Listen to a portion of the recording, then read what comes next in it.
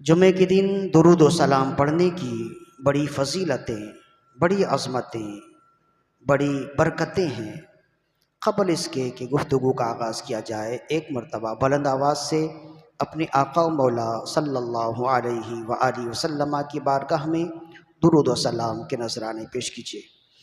اللہم صلی علی سیدنا و مولانا محمد طب القلوب و دوائہا وعافیت الابدان و شفائہا ونور الابصار و ضیائہا وروح الارواح و غذائہا وعلی آلہ و اصحابہ وبارک وسلم۔ ذوالقعدہ کا مہینہ ہمارے درمیان ہے اور یہ حج کے مہینوں میں سے ایک مہینہ ہے۔ حج کے 3 مہینے ہیں، شوال المکرم، ذوالقعدہ اور ذوالحجہ کے ابتدائی 10 دن، انہیں ایام حج کہتے ہیں۔ ذوالقعدہ کے 30، شوال کے 30 اور ذوالحجہ کے 10، یہ کل ملا کر 70 دن ہوتے ہیں۔ اگر 29 کے مہینے ہوں تو 2 کم کر لیجئے، اگر ایک 30 اور ایک 29 کا ہے تو 1 کم کر لیں۔ 78، 69 یا 70 یہ دن ہیں، یہ 70 دن یہ حج کے ایام کہلاتے ہیں۔ تو ان دنوں میں حج کی تیاریاں ہوتی ہیں۔ جو خوش نصیب ہیں، جن کا نام حاجیوں میں لکھ دیا گیا ہے، اللہ اپنے گھر کی زیارت کے لیے، مناسک حج کی ادائیگی کے لیے انہیں اپنے گھر بلاتا ہے۔ اللہ ہر ایک کو اپنا پاک در دکھائے اور اپنے پاک نبی کی پاک روزے کی زیارت کی سعادت عطا فرمائے۔ تو ان دنوں حج کے ایام ہیں اور حج کے حوالے سے بہت ضروری باتیں وہ پچھلی نشست میں بھی گوشے گزار کی گئیں اور اس نشست میں بھی۔ حج کس پر فرض ہے، اس حوالے سے بہت زیادہ لوگوں میں مغالطہ آرائیاں ہیں، بہت زیادہ لوگوں میں غلط فہمیاں ہیں۔ جس غلط فہمی کا ازالہ ہم نے پچھلی نشست میں بھی کیا، بہت ساری غلط فہمیاں ہم نے بتائیں۔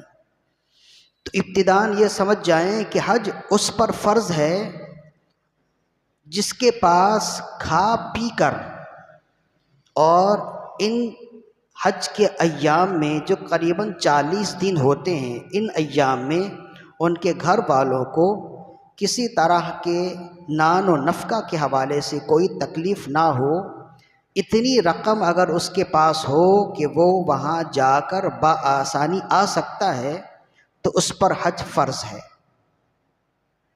اور اس سال حج کے لیے جو رقم مختص ہے حکومتی سطح پر، وہ تقریباً 13.5 لاکھ ہے۔ 13.5 لاکھ سے کچھ زیادہ ایسے، یا 14 لاکھ کے قریب ہے۔ تو اتنی رقم اگر ہے، کھا پی کر اتنی رقم موجود ہے، اور پھر یہ ہے کہ وہاں جا کر جو آپ کی غیر موجودگی ہے، اس غیر موجودگی میں بھی آپ کے گھر والوں کے پاس اتنی رقم موجود ہے کہ وہ آسانی کے ساتھ یہ 40 دن گزار سکتے ہیں، تو آپ پر حج فرض ہے۔ حج کی فرضیت کی شرائط میں سے ایک شرط یہ ہے، اور دوسری شرط یہ ہے کہ صحت مند ہو، لنگڑا لولہا نہ ہو، نابینا نہ ہو۔ تو اگر صحت مند ہے تو یہ دوسری شرط بھی اس کے ساتھ ملا لیجئے۔ تیسری شرط یہ ہے کہ راستے پرامن ہو، کوئی جھگڑا نہ ہو، کوئی خانہ جنگی نہ ہو کہ یہاں آپ گئے اور وہاں جا کر آپ پھنس گئے کہ نہ آگے جا سکتے ہیں نہ پیچھے جا سکتے ہیں۔ تو یہ ہے کہ راستہ بھی پرامن ہو۔ اگر یہ باتیں ہو گئیں تو آپ پر حج فرض ہے۔ اس کے ساتھ ساتھ اس دور میں ہمارے علماء نے فرمایا کہ ایک شرط اور بھی اس کے ساتھ لگائی جائے کہ جس کے پاس یہ ساری چیزیں ہوں، ساتھ ساتھ اس کا پاسپورٹ بھی بنا ہو، اور پاسپورٹ کے ساتھ ساتھ اس کا ویزا بھی لگ گیا ہو۔ اس لیے کہ اب وہ دور نہیں ہے کہ آپ نے حج ویزا کے لیے اپلائی کیا اور فوراً آپ کا حج ویزا لگ گیا، اس لیے کہ اب جو ہے ہر اسلامی ملک میں حج کے لیے ایک خاص تعداد کا کوٹا منتخب ہوتا ہے کہ وہاں کے جو ان منتظمین ہیں، عرب کے منتظمین، وہ ہر اسلامی ملک کو ایک کوٹا دیتے ہیں کہ آپ کے ملک سے اس سال اتنے حجاج آ سکتے ہیں، ان سے زیادہ کی گنجائش نہیں ہے، اس لیے کہ وہاں انہوں نے انتظام بھی کرنا ہوتا ہے۔ تو اسی وجہ سے بعض ایسے ہیں جن کا ویزا لگ جاتا ہے اور جب کوٹا پورا ہو جائے تو پھر ان کا ویزا نہیں لگتا، وہ اگلے سال پھر انتظار کریں گے۔ تو اگر پاسپورٹ نہیں بنا ہے تو پاسپورٹ بنانے تک آپ پر حج فرض نہیں ہے، اور پاسپورٹ بن گیا، سب کچھ موجود ہے، ویزا نہیں لگا، تب بھی آپ پر حج فرض نہیں ہے اس دور میں۔ ہاں اگر ویزا لگ گیا تب آپ پر حج فرض ہو گیا، پھر آپ نے حج کی ادائیگی کرنی ہے۔ پرانی کتابوں میں پاسپورٹ اور ویزا کے لیے یہ عبارات نہیں ہیں، یہ باتیں نہیں ہیں، اس لیے کہ پرانی کتابوں میں پاسپورٹ اور ویزا کی ضرورت نہیں تھی۔ یہ سارے ملک ایک ہی ملک تھا، حکومت ایک ہی تھی، اور جتنے اسلامی ملک ہیں نا یہ شہروں کی مانند تھے۔ جیسے آپ پاکستان کے کسی بھی شہر میں چلے جائیں، پاکستان میں رہتے ہوئے آپ کو وہاں جانے کے لیے پاسپورٹ یا ویزا کی ضرورت نہیں ہے۔ ایسے ہی ایک ملک ایک دارالحکومت ہوتا، اور جتنے ملک تھے وہ سب شہر تھے۔ آپ کسی بھی ملک میں چلے جائیں، جتنا وقت چاہے رہیں، ساری زندگی ساری عمر چاہے رہیں، وہاں کوئی آپ کو روک ٹوک کرنے والا نہیں تھا۔ لیکن اب جب حصے بکھرے ہو گئے تو ہر ملک میں دیواریں آ گئی ہیں، تو وہاں آنے جانے کے لیے بڑی پیچیدگیاں ہیں، تو ان پیچیدگیوں کو صرف نظر نہیں کیا جا سکتا۔ تو اگر یہ ساری شرائط موجود ہیں تو پھر ہر شخص کو چاہیے کہ پہلی فرصت میں وہ حج کرے، اپنے آپ کو کسی دوسرے کام میں مصروف نہ کرے، اس لیے کہ حج ایک محنت کی عبادتوں میں سے ہے، اور محنت کی عبادت کے لیے جوانی اور صحت کے ساتھ ہو وہ بہت بہتر ہے۔ ورنہ بہرحال جس پہ حج ہے اگر وہ بوڑھا بھی ہو جائے گا تو حج تو فرض ہے، اس نے جانا ہوگا، لیکن بڑھاپے کی عمر میں اگر وہ حج کی فرضیت کو ادا کرے گا تو ویل چیئر پر جائے گا یا تھک جائے گا یا بیمار ہو جائے گا، اس لیے کہ وہاں چلنا بہت ہوتا ہے۔ مکے سے مینا آئیں گے، مینا سے عرفات ہے، عرفات سے پھر آپ نے مزدلفہ جانا، مزدلفہ سے پھر مینا جانا ہے، مینا میں تھوڑی دیر رکنے کے بعد پھر وہاں سے آپ نے مکہ جانا ہے، مکہ میں طواف کر کے پھر الٹے قدم آپ نے مینا لوٹنا ہے۔ تو یہ جو چند جگہیں ہیں نا یہ میدانی علاقے ہیں، حج کے دنوں میں تو یہ آباد ہو جاتے ہیں۔ ان میں کا ہر ایک کا فاصلہ 10 سے 11 کلومیٹر یا 7 سے 8 کلومیٹر، ایسے ہی ہر جگہ کا فاصلہ ہے۔ تو یہاں ہر شخص نے جانا ہوتا ہے، اور گاڑیاں بھی ہوتی ہیں لیکن گاڑیاں اتنی ہلکی چل رہی ہوتی ہیں کہ بندہ پیدل ان سے جلدی پہنچ جائے گا، اس لیے حجاج کرام پیدل چلنے کو گاڑیوں میں چلنے کے مقابلے میں ترجیح دیتے ہیں۔ تو اس قدر وہی چل سکے گا نا جس کی صحت اچھی ہو، جس کی عمر صحیح ہو۔ اب 70-80 سال کی عمر میں اگر کوئی حج کرے گا تو وہ پھر کسی کا محتاج ہوگا، اسی لیے اگر کسی کے پاس اتنی رقم ہے تو اس پر حج فرض ہے، خواہ اس نے وہ رقم بیٹی کی شادی کے لیے جمع کی ہے یا بیٹے کے شادی کے لیے یا کاروبار کے لیے یا مکان بنانے کے لیے، اس پر حج فرض ہے۔ اگر چاہتے ہیں کہ بیٹی کی شادی میں وہ رقم لگے تو پھر اتنی رقم جمع ہی نہ کرے، جیسے جیسے رقم آتی جائے وہ بیٹیوں کی شادی کرتا جائے۔ لیکن اگر اتنی رقم ایک ساتھ جمع ہو گئی جو حج کے لیے کافی ہیں اور باقی شرائط بھی موجود ہیں تو پھر آپ پر حج فرض ہے۔ ان باتوں کا خیال رکھنا ہر ایک کے لیے ضروری ہے۔ اب حج میں چونکہ ہم نے بتایا کہ اس میں محنت زیادہ ہے، یہ مالی عبادت بھی ہے اور جسمانی عبادت بھی ہے، اس میں مال بھی بہت زیادہ لگتا ہے اور جسمانی یعنی تھکن بھی زیادہ ہے، محنت بھی زیادہ ہے، اس لیے اس کا اجر و ثواب بھی بہت زیادہ ہے۔ چنانچہ امام حائثمی نے مجمع الزوائد میں نقل کیا، حضرت انس بن مالک رضی اللہ عنہ فرماتے ہیں کہ میں رسول اللہ صلی اللہ علیہ وآلہ وسلم کے ساتھ مسجد خیف میں موجود تھا۔ مسجد خیف یہ مینا میں مسجد ہے اور سال میں ایک بار یہ آباد ہوتی ہے، ایک بار حج کے سیزن میں آباد ہوتی ہے، پھر اس کے بعد وہ بند ہوتی ہے، پھر دوسرے سال کھلتی ہے۔ اور یہ زمین کی پرانی تاریخی مسجدوں میں سے ایک ہے مسجد خیف، کہ حدیث شریف میں آیا کہ حضرت آدم علیہ السلام کی قبر بھی مسجد خیف کے اطراف میں ہی ہے۔ اور طبرانی کی معجم اوسط میں ابن عمر رضی اللہ عنہما سے روایت ہے کہ رسول اللہ صلی اللہ علیہ وآلہ وسلم نے ارشاد فرمایا، مسجد خیف میں 75 انبیاء کرام نے نماز ادا فرمائی ہے اور 70 انبیاء کرام کی قبریں مسجد خیف میں ہیں۔ طبرانی کی روایت ہے۔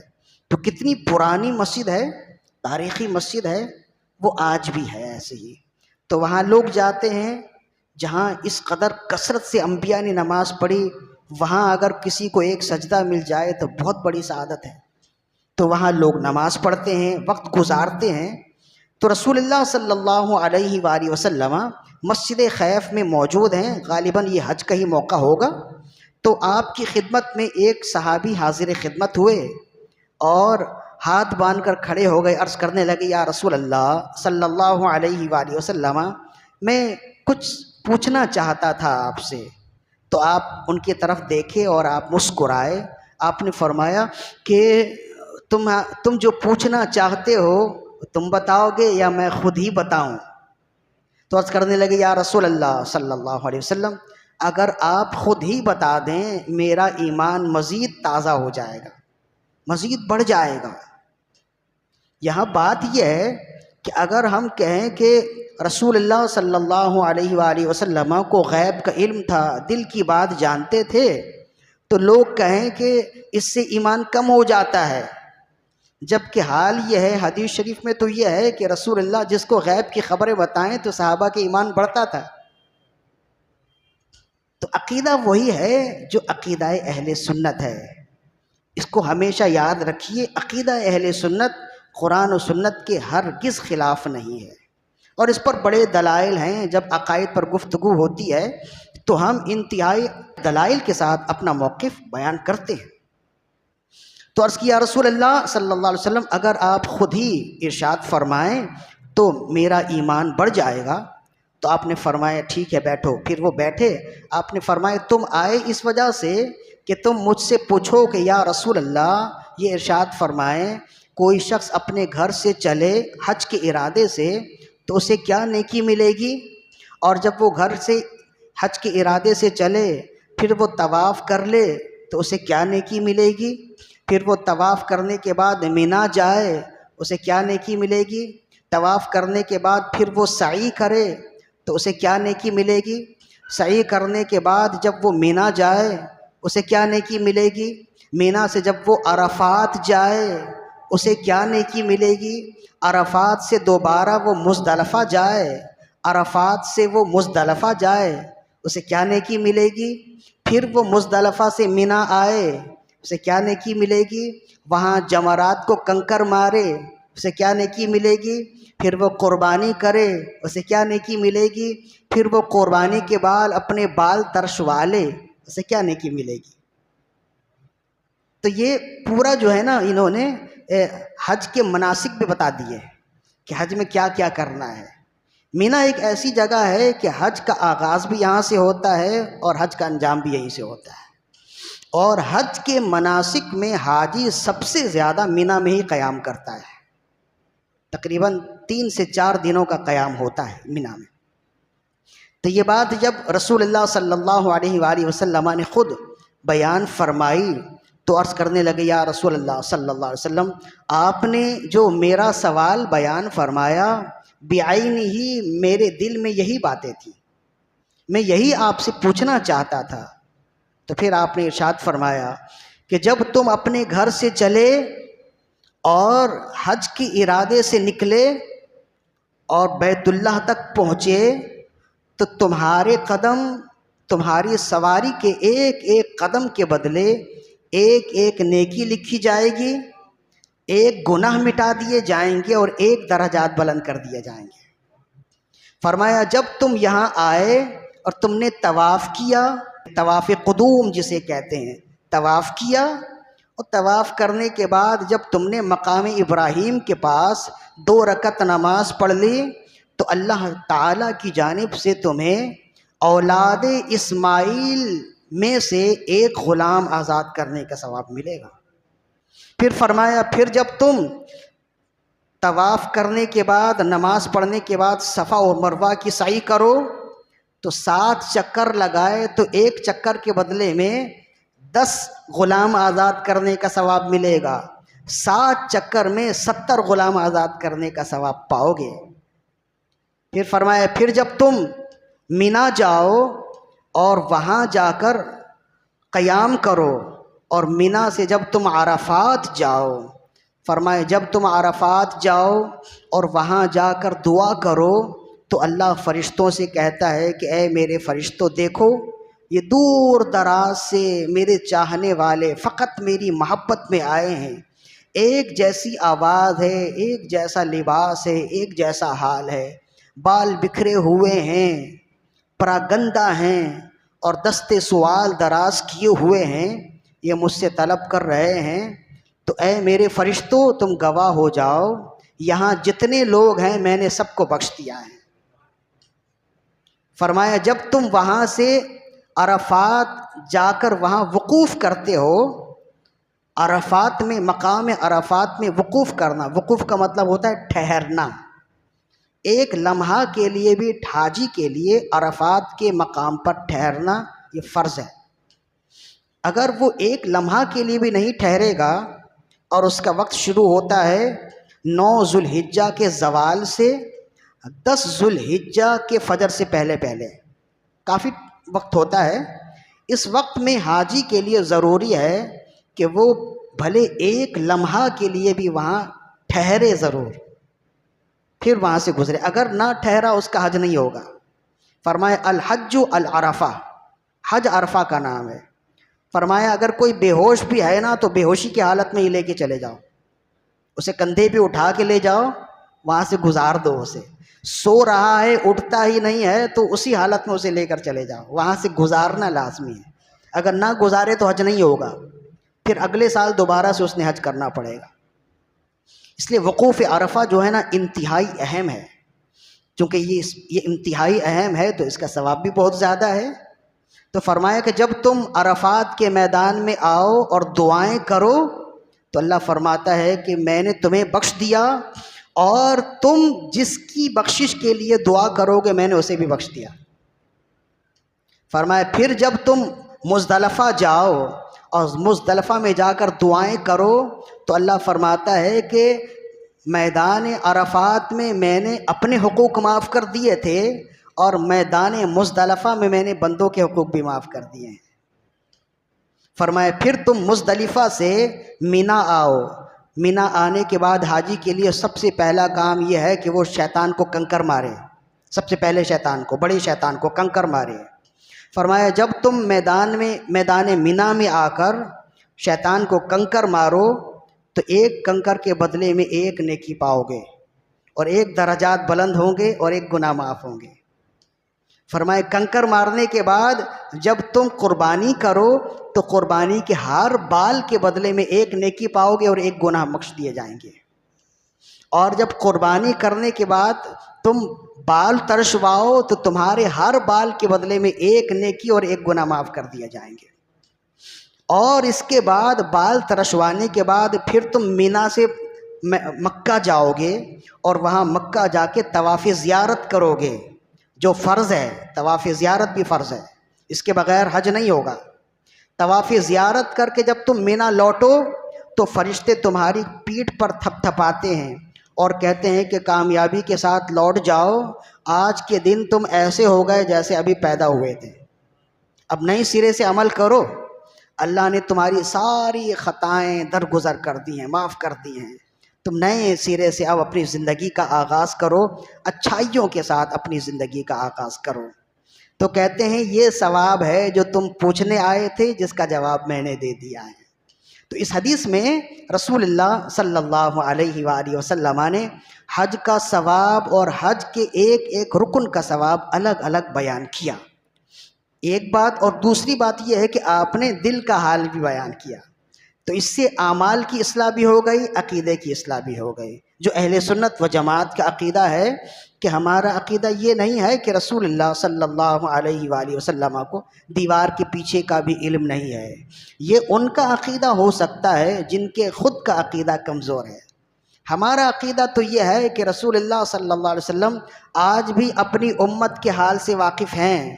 فریاد امتی جو کرے حال زار پر، ممکن نہیں کہ خیر بشر کو خبر نہ ہو۔ للہ وہ سن لیں گے، فریاد کو پہنچیں گے، اتنا بھی تو ہو کہ کوئی فریاد کرے دل سے، نہ مٹا پائے گی دنیا مجھ کو، ایسے مضبوط تر پناہ میں ہیں۔ وہ ہماری نگاہوں میں نہ سہی، ہم تو سرکار کی نگاہ میں ہیں۔ تو ہمارا عقیدہ یہ ہے کہ اللہ کی عطا سے رسول اللہ صلی اللہ علیہ وآلہ وسلم کو اپنی ظاہری حیات میں بھی اتنا علم تھا کہ آپ بندوں کے بولنے سے پہلے اس کے دل کا حال جانتے تھے۔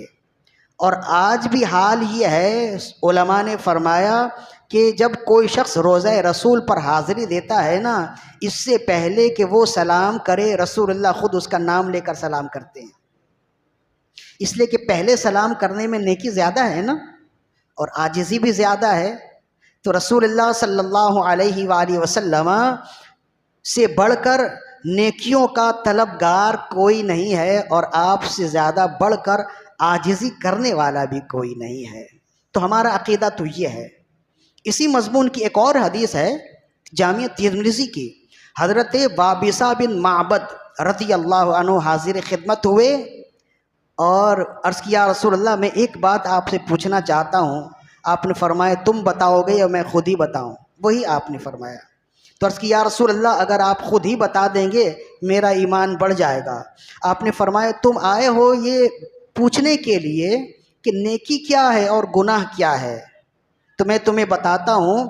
گناہ یہ ہے کہ جسے کرنے کے بعد تمہارے دل میں بے چینی آئے، اور نیکی یہ ہے کہ جسے ادا کرنے کے بعد تمہارا دل مطمئن رہے۔ استفتی قلبک، اپنے دل سے فتویٰ پوچھ لیا کرو، تمہارا دل تمہارے لیے بہترین مفتی ہے۔ اگر ایسا ہو کہ گناہ کرنے کے بعد، کوئی عمل کرنے کے بعد تمہارے دل میں گھبراہٹ آئے، تم سمجھ جاؤ کہ یہ غلط کام ہے، اور کوئی ایسا عمل کیا جس کے کرنے کے بعد تمہارا دل مطمئن ہے، ایک خوشی کی لہر دوڑ رہی ہے، تو تم سمجھ جاؤ کہ تم نے اچھا کام کیا ہے۔ تو اس میں نیکی اور بدی کی پہچان بھی آپ نے بیان کر دی، اور ساتھ ساتھ یہ بھی بتا دیا کہ میں دلوں کا حال بھی جانتا ہوں۔ تو یہ حج کے حوالے سے رسول اللہ صلی اللہ علیہ وسلم کی نیکیوں کا بیان بھی آیا کہ رسول اللہ نے کیا کیا ارشاد فرمایا کہ حاجی کو کس قدر نیکی ملتی ہے، اور پھر اس کے ساتھ ساتھ یہ بھی آپ نے ارشاد فرمایا کہ اگر کوئی شخص حالت احرام میں مر جائے اس کا بھی اجر و ثواب زیادہ ہے، اس لیے کہ ہر سال تقریباً ایسا ہوتا ہے، حج جو ہے نا وہ ازدحام کی جگہ ہے، لاکھوں لاکھ لوگ ایک وقت میں ایک ہی عبادت کر رہے ہوتے ہیں ایک جگہ، تو وہاں ازدحام بنتا ہی ہے۔ میدان عرفات، میدان مزدلفہ، میدان مینا میں تو اتنا واقعہ نہیں ہوتا۔ جمرات کو کنکری مارنے کی جو جگہ ہے نا وہ اگرچہ وسیع کر دی گئی ہے کئی منزلوں میں، لیکن اس دور میں وہ بھی تنگ ہے، تو وہاں زیادہ تر حادثات ہوتے ہیں۔ اگر کوئی گر گیا تو پھر اٹھانے والا کوئی نہیں ہے، یعنی جس نے ہاتھ پکڑ کر اٹھانا چاہا وہ بھی گرے گا، پھر وہ بھی گرے گا، اس لیے جو گر گیا پھر جھکتے نہیں ہیں، اسے سائڈ سے چلتے رہتے ہیں، اگر وہ خود ہی اٹھ گیا تو اٹھ گیا، ورنہ پھر وہیں شہید ہو جاتا ہے۔ ازدحام ہے نا، لیکن بعض جو سمجھدار ہیں وہ انہیں بتا دیا جاتا ہے کہ آپ کس وقت جائیں، جب انہیں وقت تقسیم کر دیا جائے نا تو پھر ازدحام نہیں ہوتا، ہر ایک اپنے اپنے وقت پہ جمرات میں شیطان کو کنکری مارنے میں کامیاب ہو جاتا ہے۔ تو یہ ازدحام کی جگہ ہے نا، یہاں شہادتیں ہوتی ہیں۔ رسول اللہ صلی اللہ علیہ وآلہ وسلم کے دور میں ایک صحابی اپنی سواری سے نیچے گرے، حج کا احرام باندھے ہوئے تھے، اور ان کی گردن کی ہڈی ٹوٹ گئی، شہید ہو گئے ادھر ہی۔ تو ابن عباس رضی اللہ عنہما سے روایت ہے، صحیح بخاری کی ہے، آئے عرض کیا یا رسول اللہ اب ہم ان کا کیا کریں، کیسے غسل دیں، کیسے کفنائیں، کیسے دفنائیں؟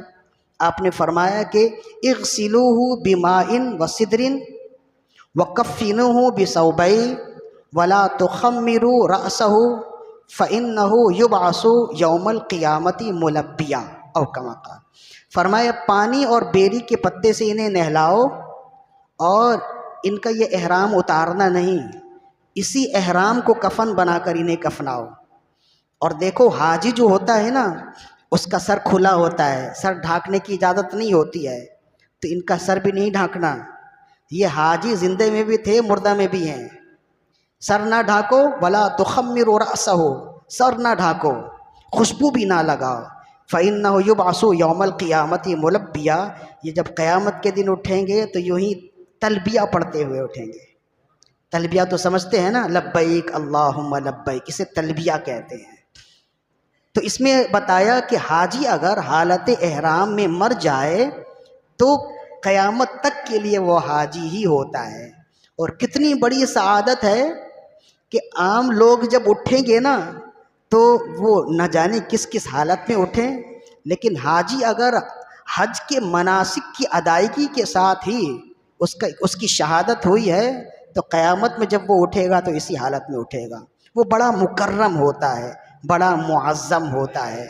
تو اور وہاں کی شہادت مرنا تو سبھی نے ہے، اگر وہاں موت آ جائے تو یوں مجھ کو موت آئے تو کیا پوچھنا میرا، میں خاک پہ اور رخ در یار کی طرف۔ پھر تو جنت بھی لینے آئے تو چھوڑے نہ یہ گلی، رخ پھیر لیں گے ہم تیری دیوار کی طرف۔ یہ تو اچھی موت ہے نا۔ تو اس طرح سے حاجی جو ہے وہ اللہ کا محبوب ہوتا ہے، اللہ کا مہمان ہوتا ہے، لہذا جسے اللہ نے وسعت دی ہے وہ ضرور حج کرے۔ اور اللہ اتنا مہربان ہے کہ وہ جانتا ہے کہ ہر شخص حج نہیں کر سکتا، زندگی بھر بھی خواہش رکھنے والا بھی ایسا ہے کہ وہ حج نہیں کر سکتا، تو اللہ ایسا نہیں ہے کہ کسی کو محروم کر دے۔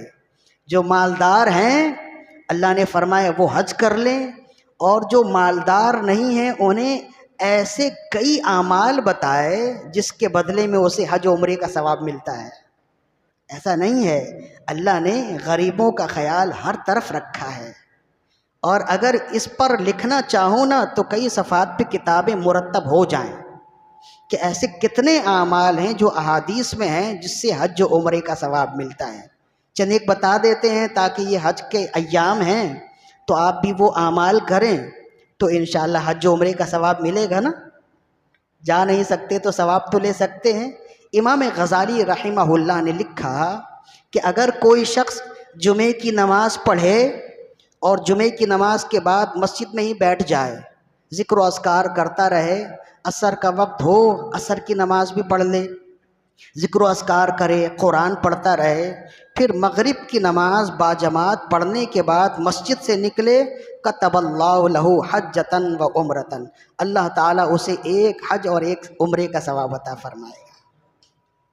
کبھی کبھی ایسا بھی کر لیا کریں، کسی دن چھٹی ہو تو یہ ظاہر ہے کہ عمل کریں گے تو ثواب پائیں گے نا، بڑا عمل ہے۔ یوں ہی تقریباً عصر کا وقت تو قریب قریب ہی ہوتا ہے، اور عصر کی نماز پڑھ لی تو مغرب کا وقت بھی قریب ہوتا ہے۔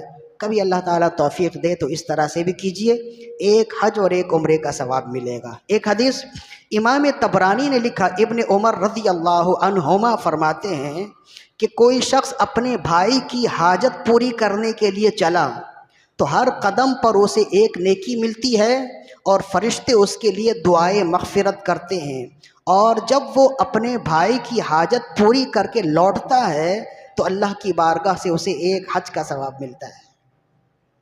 اب وہ دور کہاں ہے، وہ سوچ کہاں ہے کہ آپ کسی کی مدد کرنے کے لیے نکلیں، کسی کی حاجت پوری کرنے کے لیے نکلیں۔ اب تو وقت یہ ہے کہ اپنی خود کی حاجت پوری نہیں ہو رہی ہے تو خود کی حاجت، خود کی ضرورت کبھی بھی پوری نہیں ہوتی۔ ہاں یہ ضرور ہے کہ رسول اللہ نے فرمایا واللہ فی عون العبد ما کان العبد فی عون اخیہ، بندہ جب اپنے بھائی کی حاجت پوری کرنے میں لگ جاتا ہے اللہ اس کی حاجت پوری کرنے میں لگ جاتا ہے۔ اگر چاہتے ہیں کہ آپ کا کام آسان ہو جائے اپنے بھائی کے کاموں میں مدد کیجیے۔ کسی کا پھنسا ہوا کوئی مسئلہ ہے، کسی کے ساتھ کوئی مسئلہ ہے، اس مسئلے کو حل کیجیے۔ اللہ کا وعدہ ہے اللہ کے نبی کی زبان سے، تم اپنے بھائی کی خدمت میں لگو، تم اپنے بھائی کے کام آؤ، اللہ تمہارے کام خود ہی آسان کر دے گا۔ صحیح بخاری مسلم کی حدیث ہے۔ تیسری جو بہت ہی آسان ہے، ان دونوں سے زیادہ آسان ہے، جو تیسرا عمل ہے، تیسرا عمل ان دونوں اعمال سے زیادہ آسان ہے۔ فرمایا حضرت ابن عباس رضی اللہ عنہما فرماتے ہیں ما من ولد بار ینظر الی والدیہ نظرۃ رحمت کتب اللہ لہ بکل نظرۃ حجۃ مبرورۃ او کما قال، فرمایا کوئی بچہ اپنے والدین کی طرف نظر رحمت سے، پیار سے جب دیکھتا ہے تو ایک نظر کے بدلے میں اللہ ایک حج اور ایک عمرے کا ثواب عطا فرماتا ہے۔ کتنا آسان ہے، یعنی والدین کے چہرے کی طرف دیکھے، صرف دیکھنا نہیں، خوشی سے دیکھنا، محبت بھری نظروں سے دیکھنا۔ اگر ایسے دیکھیں بظاہر یہ آسان لگتا ہے لیکن کبھی کبھی مشکل بھی ہو جاتا ہے۔ ہم جس دور میں ہیں دور بہت مشکل ہے، ادھر ادھر سے نہ جانے کون کون ہمارے اپنے ہوئے پڑے ہیں، لیکن جو خاص آپ کے اپنے ہیں وہ آپ سے دور ہیں۔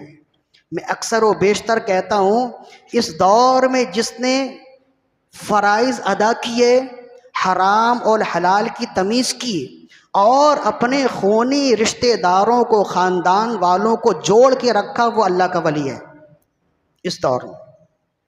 اچھی طرح یاد رکھیے، اور یہ جوڑ کے رکھنے کی اولین ذمہ داری گھر کے بڑوں کی ہے۔ بچے یا بات اکثریت کی ہو رہی ہے، خواتین ان میں اتنی تمیز نہیں ہے، ان کی سوچ وہاں تک نہیں ہوتی ہے، تو جو گھر کے بڑے ہیں، جو مرد ہیں، ان کی ذمہ داری ہے کہ کیسا بھی ہو، خون کا جو رشتہ ہے نا یہ ٹوٹنے والا نہیں ہے۔ اور رسول اللہ صلی اللہ علیہ وآلہ وسلم نے ارشاد فرمایا جب اللہ نے رحم کو بنایا نا، رحم تو جانتے ہیں نا، ماں کے پیٹ میں جہاں ہم تھے نا اسے رحم کہتے ہیں، تو یہ جو خون کے رشتے ہوتے ہیں اسے رحمی رشتے کہتے ہیں۔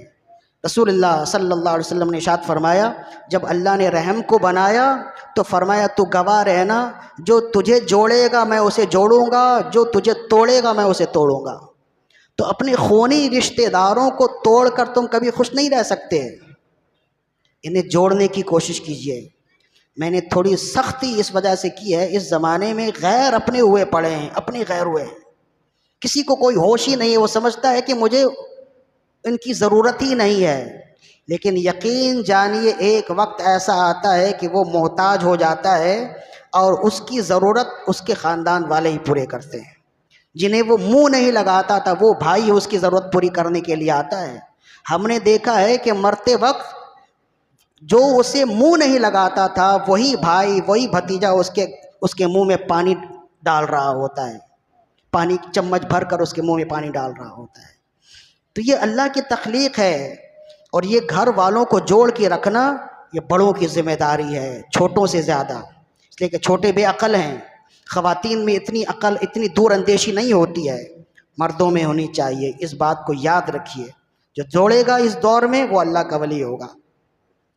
تو والدین کی طرف، خاص طور پر والدین ہیں، والدین کے چہرے کی طرف دیکھنا ایک حج اور ایک عمرے کا ثواب ہے۔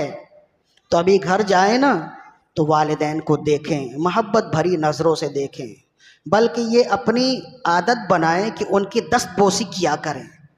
یہ ہم نے دیکھا ہے، آپ اپنے والدین کی دست بوسی کریں گے نا، آپ کے بچے دیکھا دیکھی آپ کی دست بوسی کریں گے۔ ہم تو شرماتے ہیں نا، ہم تو شرماتے ہیں، لیکن یہ شرمانے کی بات، یہ سعادت کی بات ہے۔ بڑوں کی دست بوسی کرنا یہ سعادت کی بات ہے، شرم و حیا کی بات نہیں ہے۔ ہاں ذہن میں بات آئی والدین ہی نہیں ہیں تو پھر یہ حج اور عمرے کا ثواب کیسے ملے گا، یہ بات میرے ذہن میں بھی آئی۔ تو نوادر الاصول کی ایک حدیث ہے جسے ابن عمر رضی اللہ عنہما نے روایت کی۔